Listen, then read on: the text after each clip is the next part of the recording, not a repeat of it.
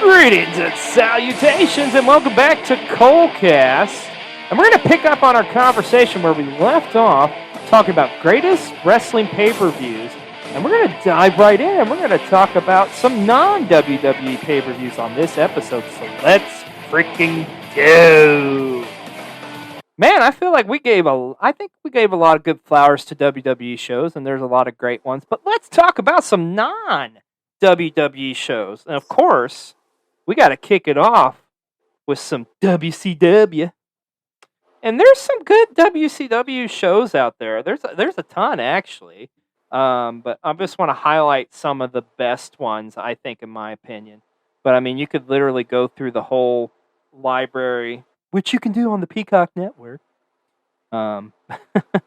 Screw you, Peacock. They don't pay me. But, yeah, you can check them out on Peacock. But, yeah, WCW had some great shows. Now, I will say this. I'm going to say this right off the bat. I'm not going to cover any Starrcades because kind of the same thing I feel like with WrestleMania. Starrcade was their biggest show, in my opinion.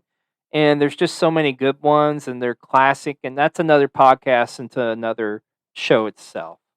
But starting it off, let's go all the way back to the 80s. And let's talk about the Great American Bash, 1989.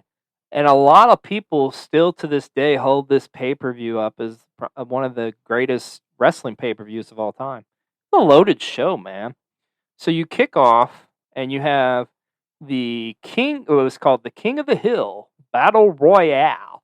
And to kind of put it in today's terms, you just saw this match a couple of weeks ago, Mr. B-Roll. It's essentially the Royal Rampage. It's a 2-ring battle royal with you got the winner in one ring against the winner in the other ring. Now, the only difference with Royal Rampage is they had like them come out in like time, 30 seconds or whatever. Whereas this, everybody's in the ring at the same time.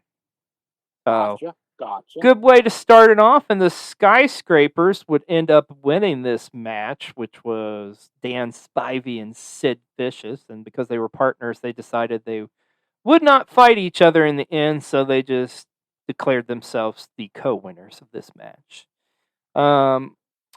Also, highlighting this card too, now this is a comedy match. Paul E. Dangerously, a.k.a. Paul Heyman, against Jim Cornette in a tuxedo match.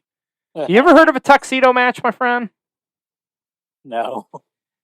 Do they fight in tuxedos, I guess? It gets worse. Okay, so yes, you're correct. So this is what a tuxedo match is. Yes, you wrestle in tuxedos, and the only way to win the match is to get the tuxedo off the opponent. Yes.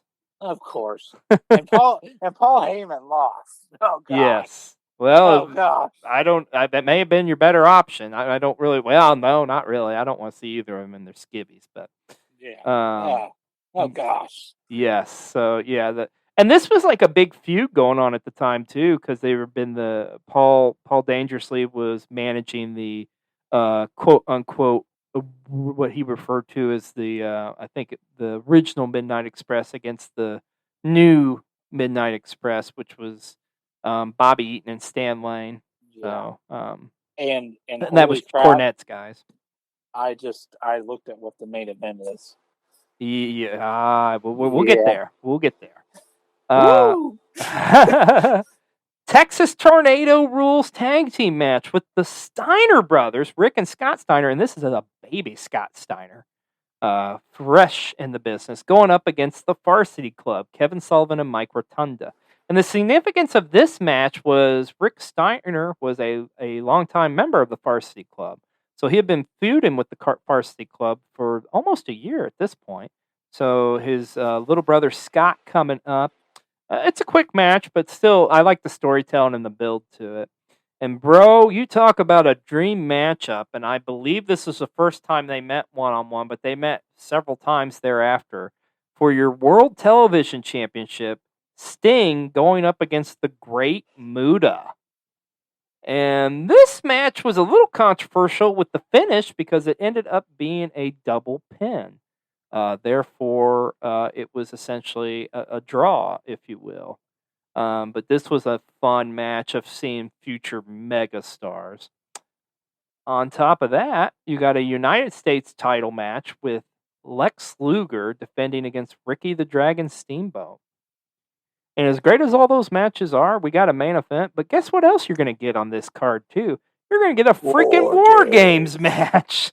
So in the War Games, you've got the Road Warriors, which Hawk and Animal, along with the Midnight Express, Bobby Eaton and Stan Lane, and Steve Dr. Death Williams, going up against the fabulous Freebirds of Michael Hayes, Jimmy Jam Garvin, and Terry Gordy, the original Freebird, joining up, which I thought was pretty awesome because Gordy, in my opinion, was the best Freebird out of them all, even though Michael Hayes is what defines the Freebirds, but Terry Gordy was a fucking awesome wrestler. And the Samoan SWAT team, who you would later go on to know as the Head Shrinkers, Samu and Fatu. But a fun War Games match. It's not a classic one. It's not one of the better ones, but just kind of a cool addition to the fact that it was on this card. But you hinted at it. Let's get right into it. Your main event for the NWA World Heavyweight Championship, Ric Flair defending against Terry Funk. And this was an awesome match because the build up to it was great because Ric Flair had just gotten off the world-renowned 3-match program with Ricky the Dragon Steamboat. And at the end of the last pay-per-view, which would have been a show called Music City Showdown, Ric Flair was being interviewed by Terry Funk, who they brought Terry Funk in as like a commentator / as a judge for the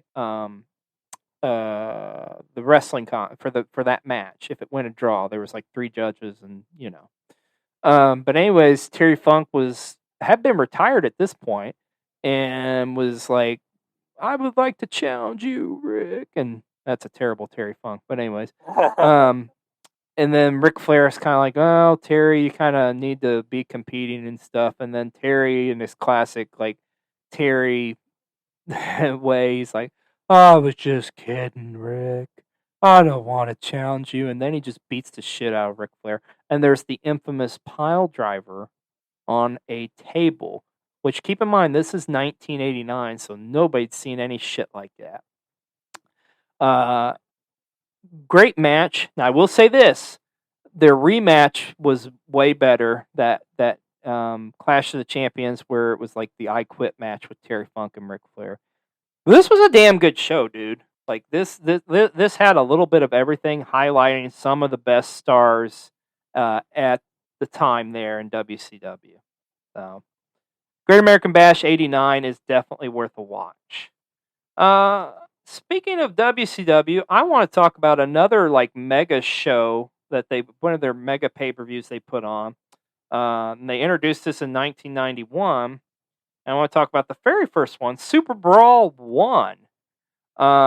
Super Brawl 1 was a damn good show. You had some great storytelling matches on this, and your main event was really good. Now, I will say this, I don't think if you weren't, unless you were a hardcore wrestling fan at the time, you wouldn't really understand the significance of it. But you talk about, we're just coming off Forbidden Door, like, you talk about, like, that. You literally had the IWGP champion against the world champion in the main event, which we'll get to that in a minute. But let's talk about the rest of this card, man. Now, I will say this, I think there's 13 matches or 12 matches on this card. And there's some stinkers on it for sure, but there's some damn good ones as well. Great way to kick it off. You got the WCW United States tag titles on the line with Fabulous Freebirds defending against the Young Pistols. Or no, I'm sorry, it was a Fankit. So it was like crowning the new U.S. tag champs. And of course, Freebirds picking up the win. You also had, there's a really fun match on here with a young Dustin Rhodes against Terry Taylor, or Terrence Taylor from the York Foundation. Silly gimmick back then. But there's some great, like, build-up storytelling match, and one of them, I think, that kind of almost steals the show is Barry Windham against Brian Pillman, Flying Brian, in a taped fist match. And kind of the story behind this was Pillman was in War Games as part of Sting's team against the Four Horsemen. and they just pretty much ended up brutalizing Pillman, and the Horsemen would just beat the shit out of Pillman every week, it seemed like, on television. And this was like Bryan coming back to get his revenge against Barry Windham. That's a freaking awesome match. It's just it's a little too short, in my opinion, but it's a good match. We're talking gimmick matches. This is a shit show, but it is what it is. It's a spectacle. Sid Vicious against El Gigante in a stretcher match. In a stretcher match, yeah. What the heck? It's garbage, but I mean, it's filler. I got to talk about a guilty pleasure for me on this show. The match itself is shit, but just the entrance will blow you away. The debut of the great and powerful and mighty Oz, aka Kevin Nash. That gimmick was such shit. So it's obviously it's a playoff Wizard of Oz, right? And this is WCW in '91. So I mean this was futuristic for at the time frame then, I'd say. I remember like at the stage they put up like a big old like a Muriel or something like that, and it was like a castle and stuff, and then Kevin Nash comes through it, and he's managed by the Grand Wizard. And I just remember like the Grand Wizard over and over saying, Oz is here, Oz is here, Oz is here, Oz is here. It's like, shut the fuck up. And I'm pretty sure it was Kevin Sullivan playing the Grand Wizard, or the Great Wizard, or whatever the fuck it was. But the debut of Oz was on this show. Hilarious. But let's get back to some good wrestling, because we got some damn good matches. The way the show closed, the last 4 matches is what makes the show, in my opinion. Talk about some more great storytelling. The former partners going up against each other with their former manager in a shark cage, which Teddy Long managed the team of Doom. So you had Ron Simmons going up against Butch Reed. And this was kind of really the launching pad for Ron Simmons to becoming like a single star at this point. And they met inside of a steel cage. Fun matchup, like I say. I love the story being told here. You got just 2 powerhouses going at it. Great match. Now, a lot of people will say this was the match of the night, and you got no argument from me. Talk about a dream matchup. Listen to this. For your WCW World Tag Team titles, the Steiner brothers, Rick and Scott Steiner, defending against Sting and Lex Luger.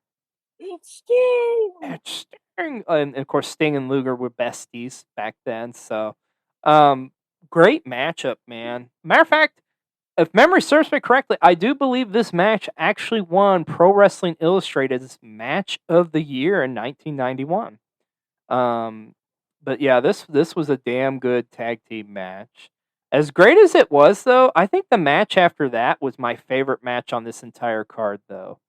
You've got the WCW World Television title with, in my opinion, I personally think the 2 greatest tag team wrestlers of all time. Like, you could pair these guys with anybody and they were like a great tag team. You had Arn Anderson defending the television title against Bobby Eaton.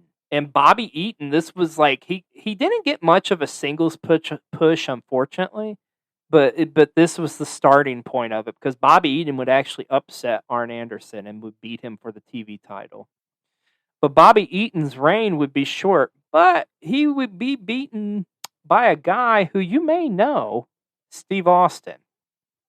So not, even though his reign was short as TV champion, not a bad thing to hang your hat on. The fact that you lost your title to probably the greatest draw in wrestling history, and it was Steve Austin's first real like big singles title too at that. But I love this match with Bobby Eaton and Arn Anderson. But we talked about it earlier. Let's talk about your main event. It is champion versus champion. You've got Ric Flair, your world heavyweight champion, going up against Tatsumi the Dragon Fujinami, your IWGP heavyweight champion. I will say this, if you look back and you kind of watch this, because this card, I believe, takes place in St. Petersburg, Florida, the crowd's kind of not as into the main event, just because, Japanese wrestling, I don't think was really as not nearly as loved as it is now. Yeah. But Well, you got to think they probably didn't really have access to be able to watch it. Really. that's a very valid point as well, too. So I think at the time this match happened, I don't think the wrestling fans really knew the historical significance of it, unless you were like a diehard, hardcore wrestling fan. But Yes, and I will say, so mine is showing me. I don't know if this is incorrect, but mine's showing me that. there was some Uh, controversy over the belts. Like, I don't think the IWGP Championship was on the line. yeah, mine's showing that it was the NWA and the WCW. Yeah, I don't. Are you on Wikipedia? Right? Yeah, yeah, Yeah, I don't. I'd have to go back and watch it. Honestly, I don't remember because I remember WCW got weird, man. Because there was a time frame where they kind of split, and they did have the NWA title and the WCW title, and then they rebranded the NWA title the International yeah, title. But I think that was like in '94. But yeah, it's that timeline's really fucking weird, to be honest with you. So, yeah, uh, but nonetheless, it was a great match. So that's the yeah. most important thing. And of course, the Nature Boy would pick up the win. Are you ready for your BS fact of the day? Oh, I'm getting a BS fact of the day. Sure, what is it? Yeah, I was only 1 year old when this match happened. Wow, there you go. Well, let's fast forward to when you were 2 years old and talk about Super Brawl 2. Now, this had an incredible build for the main event. Um, and it was awesome because it was literally the top two stars in WCW at the time. Sting challenging Lex Luger for the World Heavyweight Championship. And we're going to elaborate on that a little bit, but this may have probably the best opener I think I've seen at a WCW pay per view. And Mr. B Roll, it's already on your list because I think our good friend and yours, Mr. Panda off TikTok, recommended this. Flying Brian Pillman against Jushin Thunder Liger for the WCW Light Heavyweight Championship. Oh my God, this match! You talked before about matches ahead of their time. Holy shit, this match is fire, dude. This match is incredible. This match is freaking. I can't say enough good things about this match, and this match still holds up to this day. Uh, awesome matchup, awesome way to open the show. You also had a fun singles match on this card between Ron Simmons and Cactus Jack. That I don't think gets enough talked about. And I got a hidden gem for you, and this is in tag team wrestling, right up your alley, sir. Barry Windham and Dustin Rhodes against Steve Austin and Larry Sabisco. A lot of people kind of forget about that match, but this is, of course, like the Dangerous Alliance was at the height of its popularity, really. And of course, Austin and Sabisco representing them. That's a great tag match. But it wasn't the best tag match on the card. You talk about a dream tag team match. Listen to this. Remember what I just said? Arn Anderson, Bobby Eaton, the two greatest tag team wrestlers of all time. How about you put them together as a tag team? And they are the World Tag Team Champions. And oh yeah, by the way, they're going to defend them against the Steiner brothers. There you go. Like holy shit! Incredible matchup, and the finish was kind of eh. The Arn and Bobby would retain, but it'd be by DQ. And then how about this matchup, 1-on-1 for the WCW US Championship? Ravishing Rick Rude defending against Ricky the Dragon Steamboat. That was an incredible matchup. And like I say, main event, Sting and Lex Luger. The build up to it was incredible. And Sting finally reclaims his world title and gets revenge against his best friend who had been trying to have him taken out for the better part of a year, pretty much. You got to tell me this because a year ago at the Super Brawl 1, weren't they tag team partners? Yeah, so pretty much what happened was Ric Flair left the company. They needed a new WCW champion. So at the Great American Bash of that year, they had a cage match between Barry Windham and Lex Luger to declare the new World Heavyweight Champion. Uh, Luger would win this match. However, he would end up aligning with Harley Race, who was a heel, as a heel manager, and thus would go on a heel run pretty much. And then kind of the rest went from there. So. And that's how the cookie crumbles. Indeed, sir. I'm going to give you, up next, I want to give you a guilty pleasure of mine. And I don't think a lot of people will talk about this one. I don't know why, because this is a damn good pay-per-view. And I got to tell you, dude, I remember it like yesterday, going to Sam Goody and buying this tape for in the clearance aisle or something. And it was like $10 or something. And I kid you not, I watched this tape like 30 times each summer, I've watched the shit out of it. Slamboree 1994. Now, this one is it's just a fun card, man. You kick it off with a U.S. title match between stunning Steve Austin and Johnny B. Bad. Now, Slamboree, that event itself, it was actually, the whole point of it was they called it a Legends Reunion. And it was where they bring back a bunch of old stars for the night to kind of pay homage to them, if you will. But you would always have a couple of Legends matchups. And one of those matchups was Terry Funk against Tully Blanchard. And this was crazy Terry Funk too. But then again, Terry Funk's always been crazy. But and then you also had a fun little singles match between another retired individual, Larry Sabisco, against Lord Steven Regal, aka William Regal. But to me, the match of the night by far, and this is one of my guilty pleasure favorite feuds, and once again, this is another one people don't nearly talk about. Dustin Rhodes against Bunkhouse Bunk in a bull rope match, and this was a bloody battle. So, are you ready for a little story time with Jimmy Cole, baby? Yes, sir. I actually met Bunkhouse Bunk at an independent show once, and it's a funny story. Was in the bathroom taking a piss, and Bunkhouse Buck comes in, and he's wearing his gear, which he would wear the long johns with the suspenders, and would wear the jeans and the cowboy boots. And I look over, and I'm like, holy shit, Bunkhouse Bunk! And I was just telling him how I loved his matches against Dustin Rhodes while we were taking a piss together. Yeah, so. Yeah, absolutely. Yep. There you go. But seriously, you at least washed your hands before you shook his hand? No, I didn't shake his hand. We were just we were piss buddies. Did you offer to hold it for him, or No, I didn't go that far. But Okay. But yeah, that you should add that to the list. Watch Bunkhouse Bunk and Dustin Rhodes matches from WCW '94. Okay. I thought you were gonna say I should add that to my list. Watching you and him take There's a piss no together. No. And then from there, you have a surprise mystery opponent match as Ric Flair defends his WCW World Heavyweight Championship against Barry Windham. And of course, anytime, it don't matter what era, what time frame, Barry Windham and Ric Flair is money. Now, granted, it wasn't as good as in the early heydays, I think, but still a fun match nonetheless.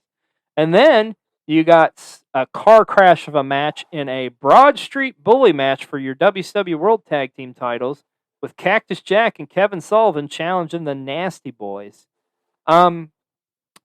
It's a fun match just because it's just they're just beating the shit out of each other with weapons and stuff. Not a tag team classic by any means, but just a fun match, I think, nonetheless. And your main event in one of the greatest rivalries, and this would be another series of matches. You could watch these guys wrestle each other one-on-one, and it doesn't matter what you choose. They're always going to be great. They had phenomenal chemistry. For the vacant WCW International World title, Sting taking on Vader. Seriously, any Sting Vader match is fucking awesome. I think this was probably my favorite, right up there with the leather strap match they had at Super Brawl 3. But dude, you can't go wrong. Now let's fast forward a little bit to 1996. And this is probably, arguably, definitely the biggest WCW pay-per-view in history just because of what would happen at the end. Let's talk about it. Bash at the Beach, 1996. And of course, we know what that main event is. But before we get to that, let's run down this card. And this card had another one of the best openers I think I've seen at a WCW card. Psychosis against Rey Mysterio kicked off this event.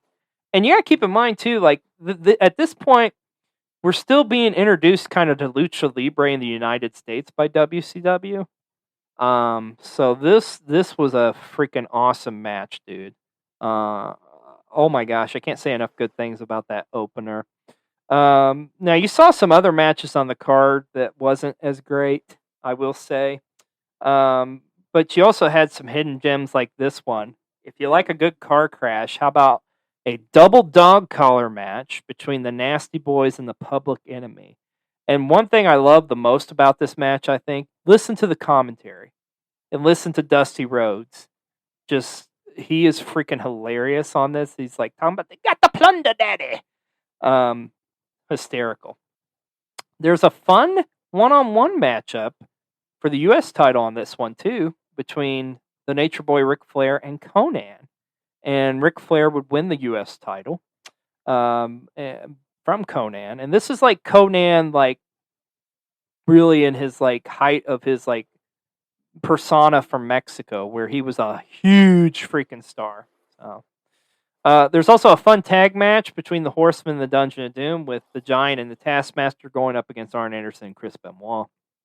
But of course, the show, what it's known the most for, the main event, the Hostile Takeover, WCW against the Outsiders. So you got Randy Savage, Sting, and Lex Luger representing WCW going up against Kevin Nash and Scott Hall. And who would be the third man?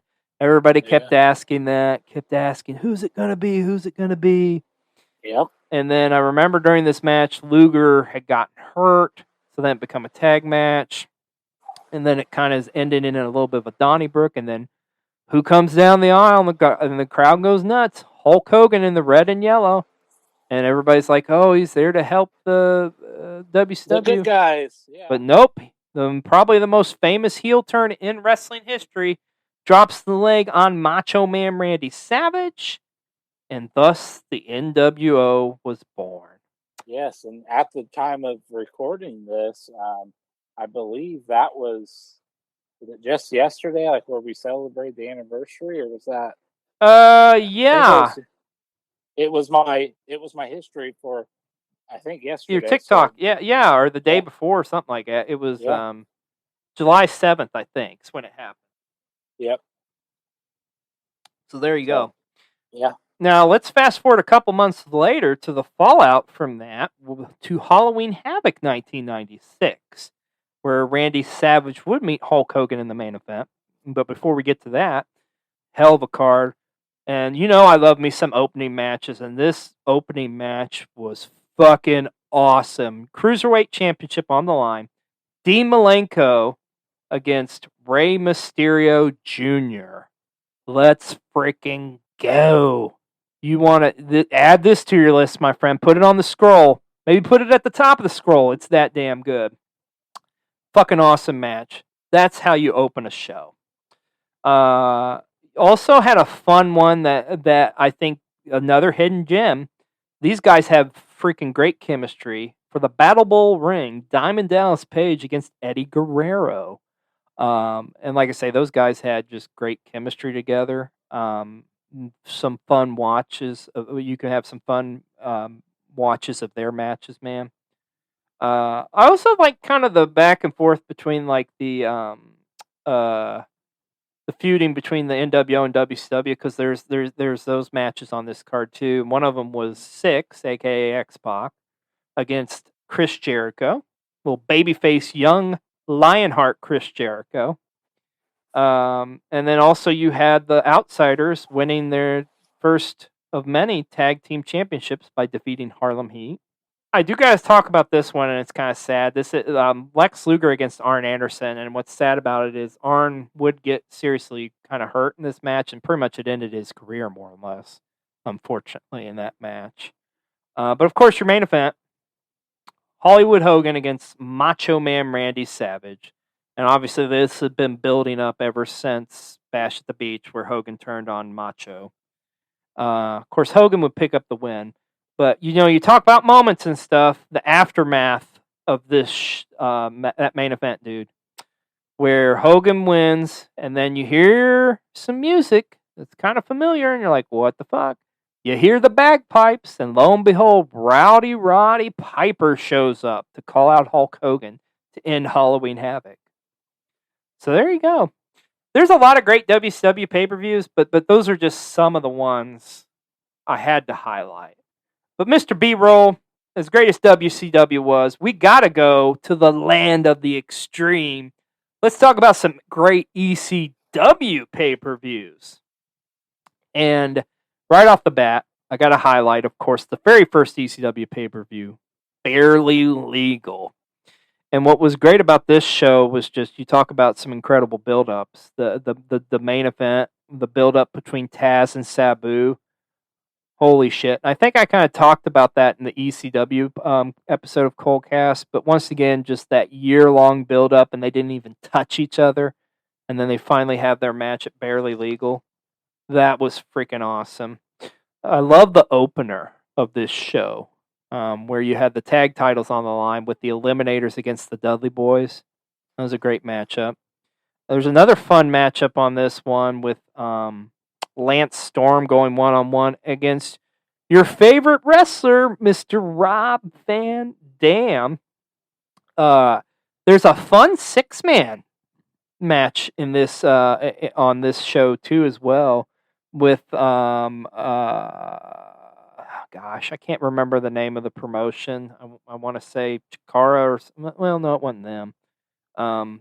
But it's got pretty much Taka Michinoku, Funaki, Dick Togo, all in this. The Great Sasuke, all in like just a six-man crazy tag team match, trios match, just highlighting those guys, which was pretty cool. That was one great thing ECW did, was bringing in wrestlers like that from overseas.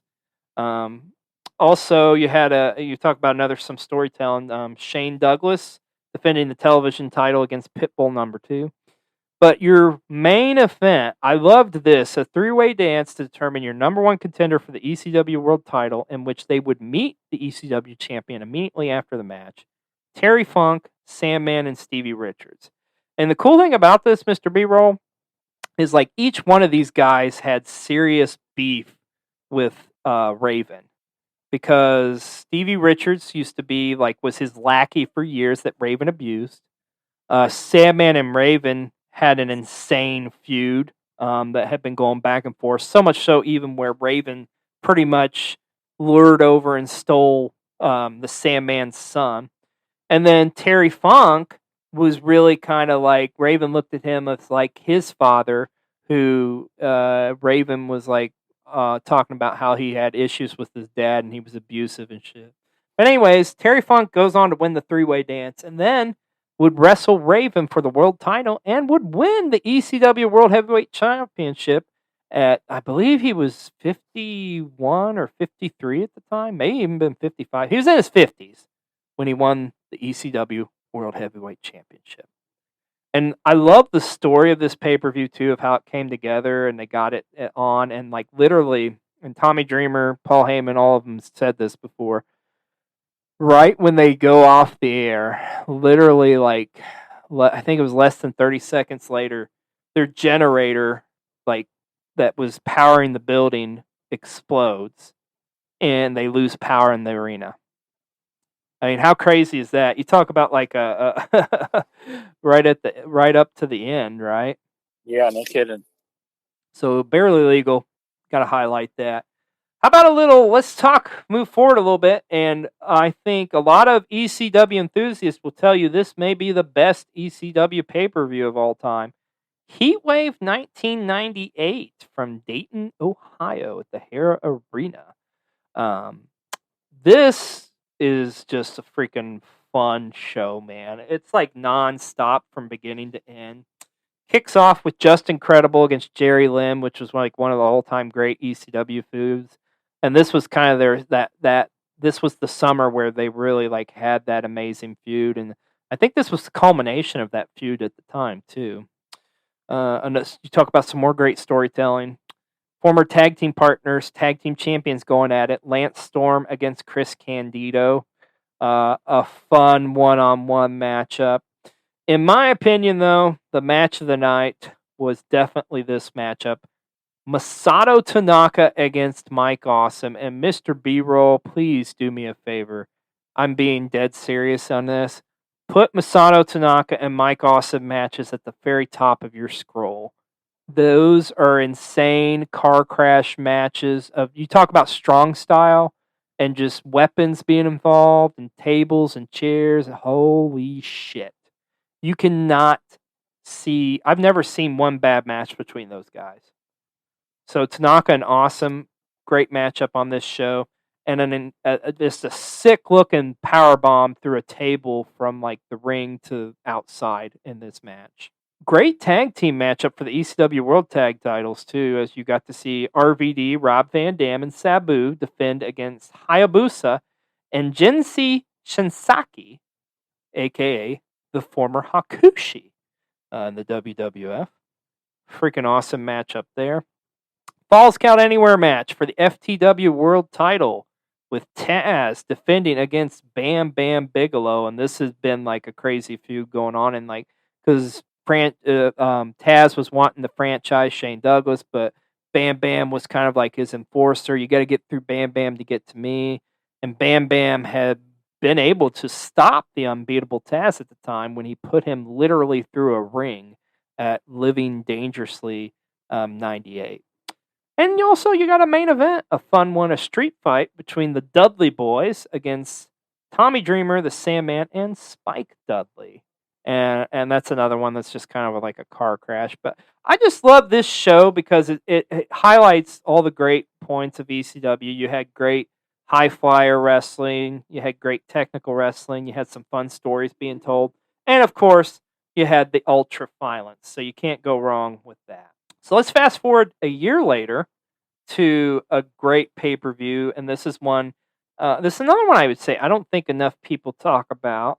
Living Dangerously, 1999, and this had a great main event, but the match that stole the show by far was I believe this was the first one-on-one matchup between these guys, and these guys had incredible matches, and what a feud. For the ECW World TV title, Rob Van Dam against Jerry Lynn.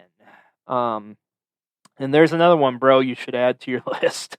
Holy shit. You talk about some crazy back and forth in this one. Matter of fact, this one, if I remember correctly, too, I think it ended in a time limit draw. And for the first time ever, the official was actually going to award the match to Jerry Lynn because, in his opinion, Jerry Lynn had the better offense in this match. Now, of course, they would restart the timer, and then Rob Van Dam would end up picking the win up. But holy shit, what a matchup. There's also a great one. Anytime these guys got together, these were great matches, and they had an incredible feud. Super Crazy against Tajiri was on this show as well. Also, former partners going at it. New Jack against Mustafa, the former gangsters going against each other. And then this was an interesting tag team matchup. You had the team of the Impact Players, Justin Credible and Lance Storm, going against kind of the old guard of ECW, Shane Douglas and Tommy Dreamer. But let's talk about the main event on this one. And another great matchup in their storied rivalry for the ECW unification matchup for the ECW, and a title you're familiar with, sir, the FTW title, with Taz going up against Sabu. And this is just a classic Taz Sabu matchup, just beating the piss out of each other, dude. Freaking awesome match. Yeah, Living Dangerously 99. It's definitely worth the watch just to see Van Dam and Jerry Lynn, but you got a lot of extras in there in between. Now, in my opinion, I think probably the best ECW pay-per-view of all time, and this is also probably my favorite pay-per-view of all time, just for the fact of, like, we didn't know what was going to be going into it. And technically, you could say it's a WWE pay-per-view, but it's not. This is really the last ECW show. ECW One Night Stand 2005. I mean, and that just encompassed ECW and what it was, where it had your ultra violence, it had your great technical wrestling, it had your high flyers, you had your car crash matches. That is probably one of the most perfect shows I think I've ever seen. I almost get a tear in my eye thinking about it. No, seriously. So, what a way to kick it off. Former tag team partners going against each other. Lance Storm and Chris Jericho. Kind of a dream matchup, really, if you will. Then you had a three-way dance between Super Crazy, Tajiri, and Little Guido, which every time you got those guys together was awesome.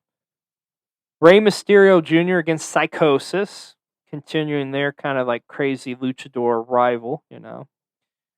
Fun little impromptu match featuring Sabu against Rhino.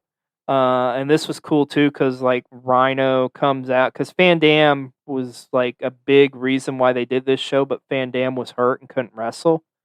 So he comes out and literally cuts this like fun little promo just about ECW and stuff, and Rhino's beating the shit out of him, and the lights go out, and then Sabu appears. But the really cool thing about this is this weekend this was happening, there was a another ECW reunion show going on called Hardcore Homecoming, and Sabu wrestled in the main event of that show.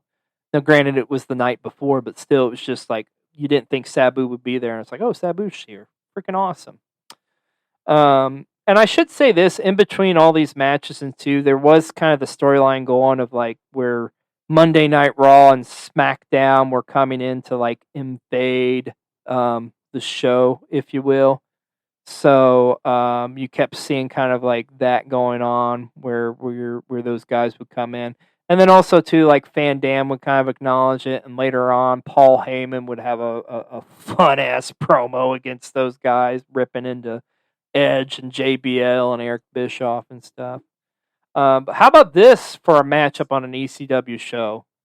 Chris Benoit 1-on-1 against Eddie Guerrero. Like, holy shit. And then I mentioned it before, man. You gotta have it on a show. Mike Awesome against Masato Tanaka. And to my knowledge, I believe it was their last matchup that they'd ever have. So that was a great one. And of course, the main event, you had to have this. The Dudley Boys against Tommy Dreamer and the Sandman. And I know you listened to Busted Open, and Dreamer's talked about this many a times. His favorite entrance of all time was this night when Sandman came out one last time. And they actually, if you watch the pay-per-view, was there at the Hammerstein Ballroom. Sandman did come out to enter the Sandman. This was just like kind of just a great, probably the greatest show I've ever seen too, where just reminiscing and kind of a tip of the hat to ECW and what it was. But yeah, you can't go wrong, dude. One Night Stand's probably my favorite pay-per-view card of all time. All time, that's high praise right there. All right, Mr. B, rolling from the land of extreme. Are you ready to make an impact? Let's talk about some Impact Wrestling or some TNA pay-per-views that were great. What you did there. You're welcome. There's been some good ones over the years with Impact too, man. I can remember it like yesterday when Impact Wrestling, because see, back in the day when it was TNA, they would just do 2-hour pay-per-views weekly, and that was like their weekly show. And it was like $10 or something like that. And then they finally got a deal. I think it was with Fox Sports, where they got on in syndication. 3 p.m. on like a Friday or some shit. And then with doing so, they decided to go to the format of the typically monthly pay-per-view, which started all the way back in November of 2004 with Victory Road. But we're going to talk about Victory Road. Like I say, we want to talk about, highlight just a couple, some of the best ones of all time of Impact Wrestling's history. First one I want to start off with was TNA Turning Point 2005. I always thought like Turning Point was one of their better shows. Always ended up being a pretty good show. There's been some great ones over the years, and we're going to cover a couple of them here. But This one was really good in the sense of what we've talked about here is you got to have, a good main event. You got to have something that's going to steal the show, and then of course you got to have a great opening match. And this was a crazy opener. It was I believe it was in TNA's history. This is the first time ever a barbed wire massacre between Sabu and the Monster Abyss. And what I remember about this is like the pre-show watching this, and they were like actually assembling and putting up, because this is a fully encompassed like barbed wire around the six-sided ring, which I don't know, you may not have realized that or not, but back in the day, that was kind of TNA's claim to fame was I have seen some of that, and it's a crazy, kind of gave more of the it was kind of octagon style. Yeah, and the idea of it was to kind of give the X division and highlight it. And they kind of got it from Mexico, where those rings were very popular. But yeah, your opener here was a six-sided barbed wire match, which is a fun match. An underrated match, in my opinion, too. And I mean, anytime you got those two guys going at it in any sort of ultra-violent match like that is always good. Another match on this card was, and this just cracks me up. It's not like a great match, but it just cracks me up with the name. It was, and this is going to be a big shout out to you TNA fans out there in the early days. If anybody of y'all remember the team of 3 Live Crew, where it was Ron Killings, aka R-Truth in WWE, Conan, and BG James, of course, the Road Dogg, was 3 Live Crew. Well, at this point, Billy Gunn had joined in Impact Wrestling and was calling himself Kip James. So they went from being the 3 Live Crew to the 4 Live Crew. So what a fun foursome there. And they went up against Team Canada, the team of Bobby Roode, Eric Young, Petey Williams, and the man simply known as A1. Fun little 8-man tag here. But the last 4 matches on the show is really what made it great. You had Christian Cage going one-on-one against the alpha male, Monty Brown. I loved me some Monty Brown back in the day, man. I kind of wish it would have been interesting to see him get a push, which he kind of did, but he never won the world title. And, of course, his wrestling career was not too long. But anyways, Christian going up against the alpha male and defeating Monty Brown. Talk about a dream tag team matchup. And this was a tables match. You had Team 3D, of course, the Dudleys, Brother Defon and Brother Way, because they didn't have the rights to their names. Wah, wah, wah. Anywho, going up against America's Most Wanted, which I love me some America's Most Wanted, some AMW. I know a lot of people love Beer Money, that run of James Storm and Bobby Roode, but my favorite partner of his will always be Chris Harris. I love the shit out of some America's Most Wanted, and this was a fun match. Though America's Most Wanted is even kind of doing a current run in Impact. Yeah, it's kind of cool to see them back after all these years too. Now, I don't know if Chris Harris. I know he's had some injuries over the year, so I don't know if he can still wrestle or whatnot. But definitely James Storms can still go. I hope he can go, because I would love to see those guys go up against like the Good Brothers or something, man. Now let's talk about the match that easily stole the show. And anytime there was an X Division title match on the line, it usually did. But this one may be one of the better ones of all time. AJ Styles defending the X Division title against Samoa Joe. You gotta keep in mind too at this point. Yes. But you gotta keep in mind, Joe was undefeated at this point in Impact Wrestling. And guess what? That streak would continue, as Samoa Joe would win his first of several X Division titles. And your main event would see your NWA Heavyweight Champion Jeff Jarrett defeat the Man Beast Rhino. And this was kind of like a fun little feud going on for a couple months, because Rhino actually won the belt at Impact's biggest pay-per-view of the year, which was Bound for Glory. Matter of fact, it was the first Bound for Glory ever. But yes, Double J, that's JEFFJARRETT, picking up the win and defeating the Man Beast. And Jeff Jarrett would do that quite a bit during this era, as he was kind of like I would love to see the statistic. I'm sure it's like 10 times or something like that, or something stupid where he held the NWA title. Maybe not that much, but still, it's a significant amount. And like what I hated about that is that it was like a time frame when he would like win the belt, then lose it like a month or two later. I always hated that shit. Like title changes that only last for like a month or something, man. Yeah. No bueno for me.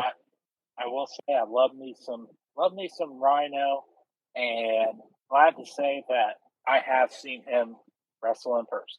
You did. We did get to see the Man Beast at the Impact Under Siege show. Him and Heath team up. So yeah, I mentioned Bound for Glory, as that is typically like the WrestleMania show for TNA, and I want to talk about probably maybe the greatest Bound for Glory. Bound for Glory 2006 was an awesome show because you had an incredible main event and you had a lot of good shit in between, brother. But let's just kind of break it down, some of the highlights, if you will. You kicked it off. Anytime. Let me stop you real quick, though. Okay. Are you ready for this? Okay. You said how many times did Jeff Jarrett carry the NWA Championship? Okay, I said 10 as a joke, but in reality, I'm thinking it's between 6 to 7. Ding, ding, ding. It was 6 times. 6 times. Okay, I could see that. And you know what, kids? You can always... Wikipedia that shit. Because everybody gets one. So there you go. That's right. Sorry to cut you off there. No. Look at you.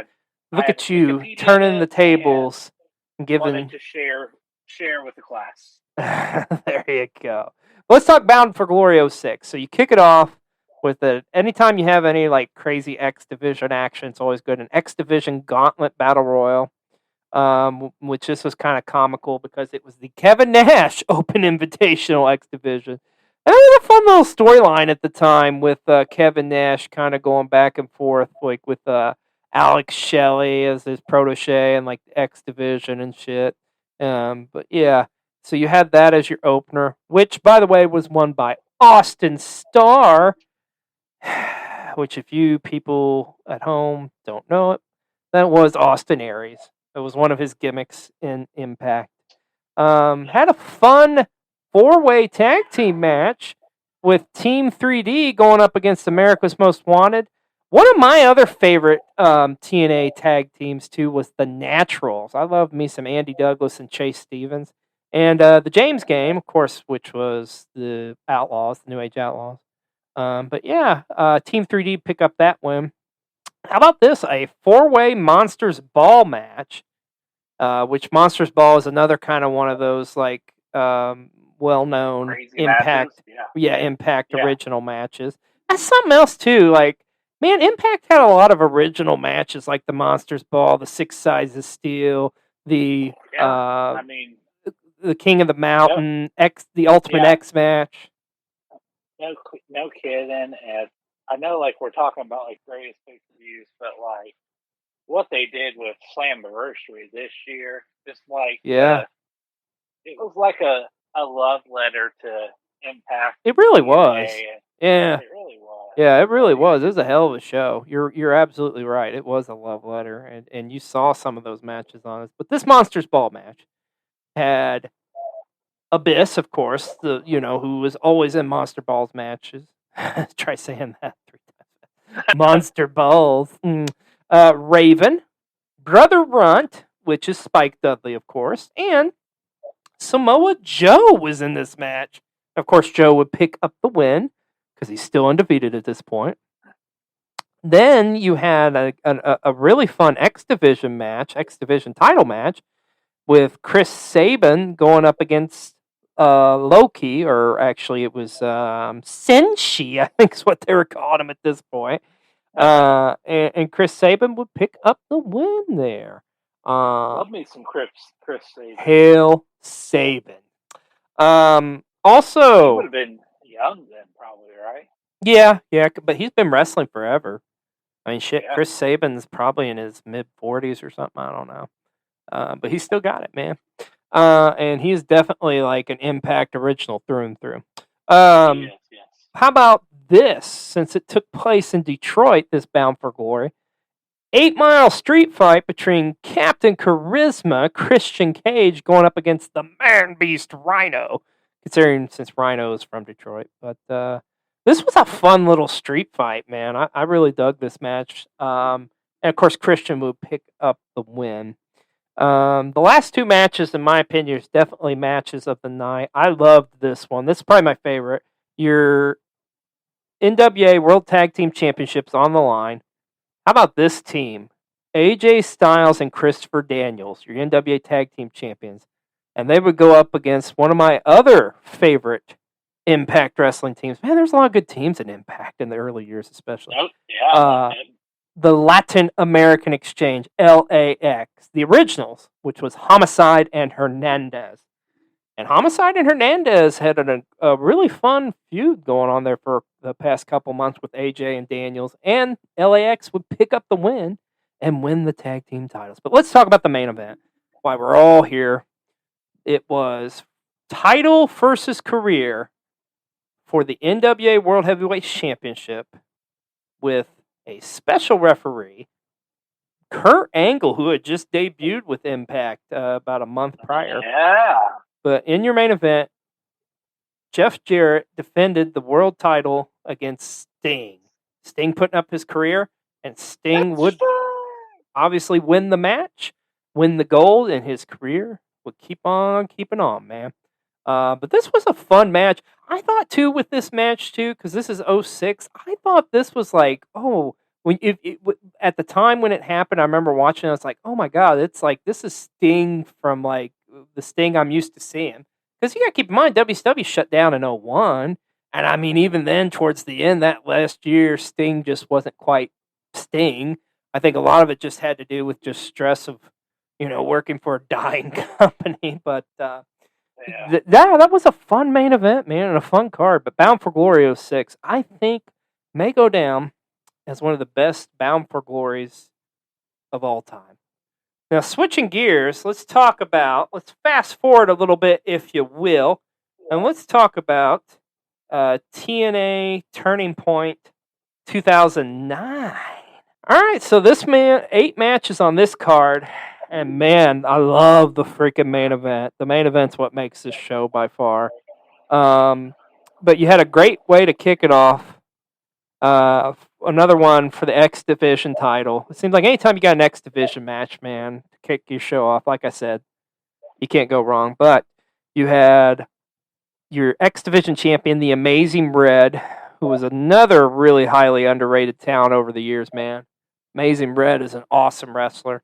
Going up against Homicide, or as I like to lovingly refer to as Baby New Jack. And the reason I do that is because he looks just like New Jack, in my opinion, in the face. But that's neither here nor there. But Amazing Red would pick up the win and retain his X Division title. You also saw this was an interesting one, a 6 knockout tag team match for both the Knockouts Championship and the Tag Team Championship. As your women's knockout champion, ODB would team up with Sarita and Taylor Wilde, and they would go up against the Beautiful People, who was an incredible faction there in Impact with Madison Rain, Velvet Sky, and Lacey Fawn Eric. Now, ODB and her team would pick up that win. Also, you had a 3-way for your TNA World Tag titles with the British Invasion, which I always thought was an awesome tag team. Of course, Magnus, who we all know and love as the national treasure, Nick Aldis, and his longtime partner, Doug Williams, going up against the Motor City Machine Guns and Beer Money. How about this one, Mr. B-Roll? A 6 Sides of Steel women's match, or knockouts match. You had Awesome Kong going up against Tara, of course, and Tara was Victoria. And then, let's talk about the Falls Count Anywhere match between Big Papa Pump Scott Steiner against Bobby Lashley. Fun little match. But the last 2 matches is definitely the best matches on this card by far. Hidden Gem, one of the best Impact, one of the best wrestling matches you'll see. Kurt Angle going up against Desmond Wolfe. Now, for those of you who don't know or don't remember, Desmond Wolfe was Nigel McGuinness, of course, from Ring of Honor fame. And you current fans know him as being an announcer on NXT for several years, and now I believe he's on NXT UK, I think. I gotta be honest, I don't watch that show anymore, but not that it's bad or anything, it's just I don't. There's so much wrestling going on. But anyways, yeah, this match was freaking awesome and was probably the best match of the night. But let's talk about the main event. I love this because this was for the TNA World title, and they were recreating that probably the greatest TNA wrestling match that they ever had from that Unbreakable, I think it was 05, I want to say. But it was it's AJ Styles against Christopher Daniels and Samoa Joe for the TNA World Heavyweight Championship. Fucking awesome three-way. And AJ Styles, Mr. TNA, picking up the win. Dude, that was such a good fucking match. I cannot say enough good things about anytime you get those three guys in the ring, it's money. Money, money, money. Money, money, money. License to print money. There you go. Fast forward a little bit, a couple years later. Let's talk a little Destination X. And we're talking the 2012 edition of Destination X. And this is definitely the main event, is what makes this freaking show. There's some good ones on this card, but the main event's fucking awesome.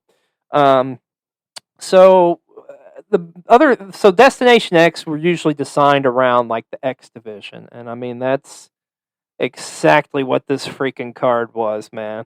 Because you had the X Division Championship tournament going on, and you also had your main event, which we're going to talk about here in a second. And then you also had, how about this, a last man standing match between Christopher Daniels and AJ Styles. I mean, two of the biggest X Division stars of all time. Another one of the biggest. It's two guys that aren't going to say quit either. Like, yeah. Another one of the biggest stars of the X Division, Samoa Joe, going up against Kurt Angle. And the finals of that X Division championship tournament was an Ultimate X match. But let's talk the main event. This was cool back in the day. They used to be like and I think this is the first pay-per-view that did it. They offered whoever the X Division champion was, they could take their belt, turn it in, and automatically earn a world championship match at this pay-per-view. And that's exactly what happened here, as Austin Aries, who at this point had been, I believe, the longest running X Division champion. I think he'd been the champion for about a year or something like that, something crazy. He would go up against Bobby Roode. And I'm telling you, man, go back and watch this match, especially the freaking end, the finish, and the crowd reaction. The crowd goes fucking nuts. It's like it's kind of like not as big on a scale, but it kind of reminds me of like a moment like when Daniel Bryan won at WrestleMania 30 or Kofi won at 35 or something like that. Like I say, not nearly as big of a moment, but damn, that crowd in the Impact Zone there in Universal was going fucking ballistic. But that Destination X 2012 is a keeper. You should watch that. Let's talk about some Slammiversaries to round out our discussion here on Impact Wrestling pay-per-views. I want to take you back to Slammiversary 2016. So this one was a good one, let me tell you, because there's a match on this show that just steals the fucking show.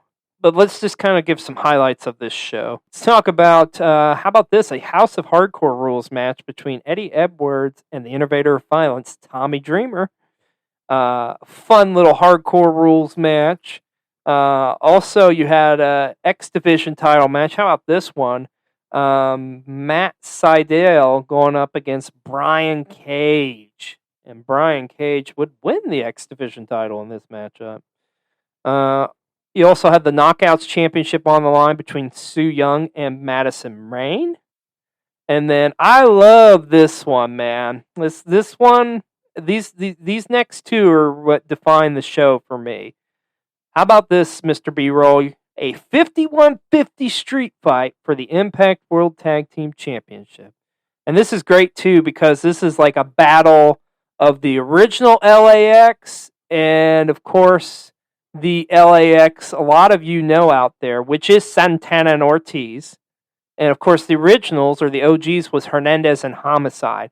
But what made this all the more fascinating is in Santana and Ortiz's corner was Conan, who Conan was originally Hernandez and Homicide's manager. And just guess who would happen to be with Hernandez and Homicide in their corner? Eddie Kingston. So there you go, man. This was a wild one, to say the least. I just love the build on this, too, and just kind of the rivalry. Kind of reminds me way back in the day of, like, the Midnight Express going up against, like, the new Midnight Express or whatever. Good shit, man.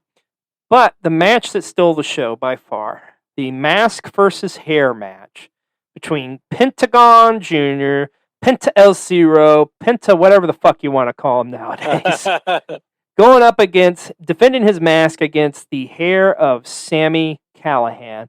This match is violent as fuck. Oh my goodness. It is so funny you mentioned this match. Okay. Because just the other day, I don't remember what I was doing, but I was like Googling stuff. Yeah. And I saw that, like I saw like the promo preview for this. Yeah. I screenshotted it because I was like, that sounds like something I want to see. And I screenshotted it so I would remember to go back and watch it later. Well, guess what, sir? Your instincts are correct. Yeah, that was a banger, man. That was a freaking awesome match. I think, Sami Callihan, his matches, yes, they're car crashes, but they're car crashes in like the best way possible, I think. Yeah. But that was definitely... I enjoy me some Sami Callihan. Thumbs up, thumbs down.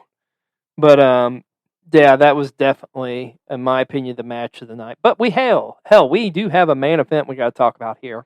Austin Aries defended the Impact World Championship against Moose. And I felt like at this point, too, this was like going to be Moose's final time. He was finally going to win the belt.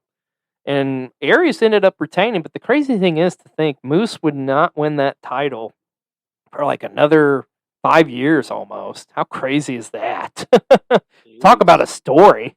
Yeah. But yeah, a fun main event, man. But to me, Sami Callihan and Pentagon was match of the night. But guess what? We're going to fast forward 1 year later to the next Slammiversary in 2017, or aka known as Slammiversary 17. And Sami Callihan would steal the show again and would, surprisingly enough, end up being in the main event. And that wasn't even for the Impact World Championship, but it was just how big that matchup was. But let's talk about let's run this card down, kind of talk some highlights. Kicking it off with your three-way match for the Impact World Championships with the North, one of my favorite tag teams. And you talk about a team, Josh Alexander, who is your current Impact champion. And, oh, yeah, by the way, his partner was Ethan Page. Yeah. And those guys held those belts for over a year. Yeah. But they're going up against the LAX, of course, Santana and Ortiz. And the Rascals with Desmond Xavier and Zachary Wentz. Of course, the North would retain there. How about this one? A first blood match between Killer Kross and Eddie Edwards. Oh, man, that was a bloodbath. And I love the build-up for that, too, like kind of involving some personal matters and stuff.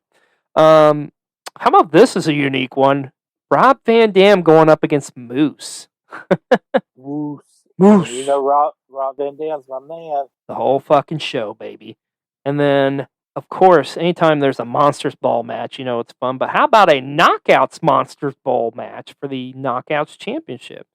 With Taya Valkyrie defending against Havoc, Rosemary, and Su Yung. And somehow Taya would retain, which is crazy. And then your Impact X Division title match. Rich Swann going up against Johnny Impact. Of course, John Morrison, Johnny Mundo, Johnny Elite, Johnny whatever the fuck you want to call him. There you go. Now, what was thought to be the main event of this show was going to be your Impact World title in a Battle of the Bulls with Brian Cage defending against Michael Elgin. However, that was the second to last match because the build for this match was so freaking huge. And this was such a unique match. An intergender match. Sami Callihan against Tessa Blanchard. I thought they had a fucking awesome feud, and they would end up coming back and like touching upon that feud later on some other Impact shows. I feel like it's a shame whatever the hell, like the personal matters there that's going on with Tessa Blanchard, because she is probably one of the better female wrestlers out there. And I think if you put her in like an AEW, man, she would knock it out of the park. Because you got to keep in mind, Tessa would go on to win the Impact World Heavyweight Championship. That's right. Not the fucking Knockouts Championship, not the World Championship, the number one title in the company, and she would hold it. First ever female to do so. Yeah. Definitely some like China vibes there. But man, Impact Wrestling had some great pay-per-views. Holy shnikes, we've done it again. We've run out of time for this episode. So, for the first time ever in Coldcast history, this is now going to become a trilogy of episodes where we are talking about some of the greatest wrestling pay-per-views of all time. But hey, that happens when you're talking about wrestling and some of the great pay-per-views because there's so damn many. But on our next episode, which will be the finale of this series of episodes on greatest wrestling pay-per-views, we'll dive right in and talk about some New Japan Pro Wrestling, some AEW, and a couple other pay-per-views as well. So, I'm XLJ the OG, along with, of course, Mr. B. Rowe. And we'll see you next time as we do finally conclude our discussion on greatest wrestling pay-per-views of all time here on Coldcast. Take care, and we'll see you next time.